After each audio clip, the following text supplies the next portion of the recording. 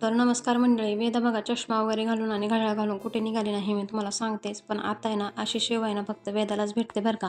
आता अशी सेवा माझी बंद झाली आहे कारण माझी जागा तिने घेतली आहे. नंतर गाडीत बसून डायरेक्ट उतरलो आम्ही कुठे तर आम्ही गेलो होतो मामीच्या बाळाला भेटायला. कारण ती हॉस्पिटलमध्ये होती त्याच्यानंतर आम्ही तिला भेटायलाच गेलो नव्हतो. म्हणून मग यांना म्हणलं चला आपण जरा भेटून येऊया. म्हणून वेदाला पण नेलं होतं आणि वेदाला आहे ना बाळासोबत किती खेळू आणि काय करू असं झालं होतं. मामी तिला कपडे घाला, असं करा, तसं करा असं सांगायचं काम चाललं होतं. नंतर आम्ही सगळे ना मस्त बाळाला भेटलो आणि नंतर मी आले होते घरी.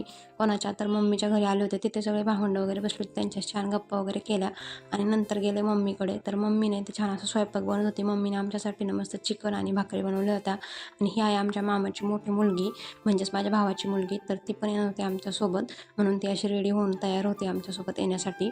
नंतर आम्ही छान जेवण वगैरे केले आणि वेदा बघा तिथे झोपी गेली होती. नंतर आम्ही ना आमच्या घरी आलो. नंतर दुसऱ्या दिवशी सकाळी नाही ते शेडकडे गेले होते आमच्या कारण तिथे आमचं थोडं काम बाकी होतं आणि तिथे आली होती ब्लॉकची गाडी कारण आम्हाला तिथे ब्लॉक बसवायचे आहे.